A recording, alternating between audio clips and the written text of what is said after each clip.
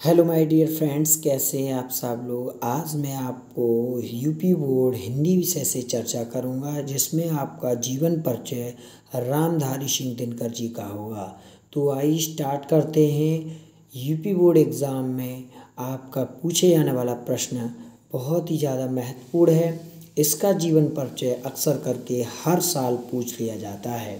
तो आइए स्टार्ट करते हैं। रामधारी सिंह दिनकर जी का जीवन परिचय दीजिए एवं उनकी एक रचना का नाम लिखिए। हिंदी के प्रसिद्ध कवि व क्रांति गीतों में अमर गायक श्री रामधारी सिंह हिंदी साहित्य आकाश के दीप्यमान दिनकर हैं। इन्होंने अपनी प्रतिभा की प्रखर किरणों से हिंदी साहित्य गगन को अवलोकित किया है। ये हिंदी के महान विचारक, निबंधकार, आलोचक और भावुक कवि हैं। इनके द्वारा कई ऐसे ग्रंथों की रचना की गई है जो हिंदी साहित्य की अमूल्य निधि हैं।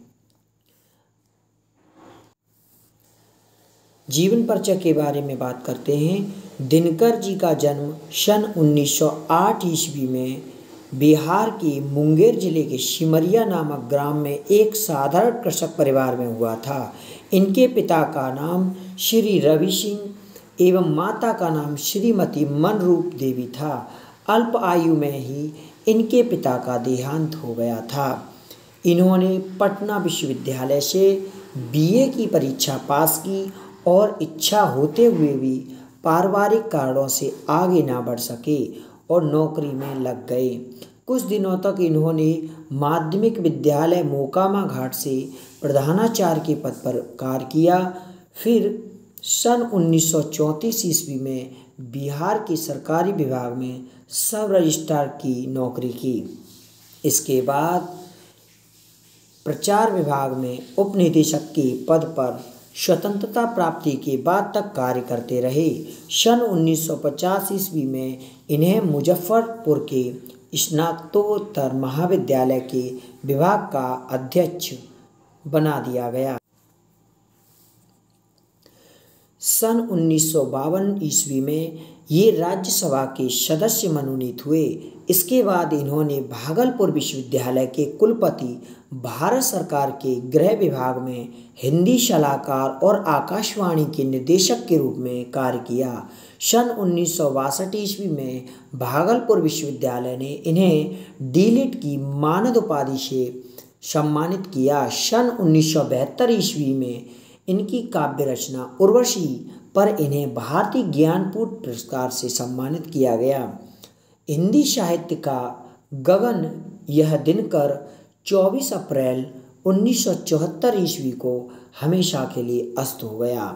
इनकी कुछ प्रमुख रचनाएं हैं, जिनमें से पेपर में आपकी एक ही रचना पूछी जाती है, तो आप 2 या 3 याद कर लेना।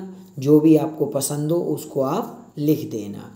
रचनाओं में बात करें, साहित्य के क्षेत्र में दिनकर जी का उदय कवि के रूप में हुआ था। बाद में गद्य के क्षेत्र में भी वे आगे आए। इनकी प्रमुख रचनाएं निम्नवत हैं।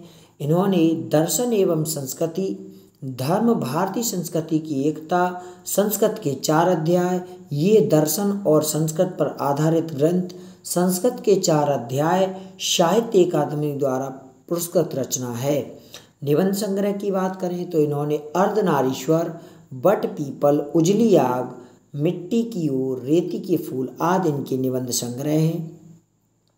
आलोचना ग्रंथ की बात करें तो शुद्ध कविता की खोज, इसमें कविता के प्रति शुद्ध और व्यापक दृष्टिकोण व्यक्त हुआ है।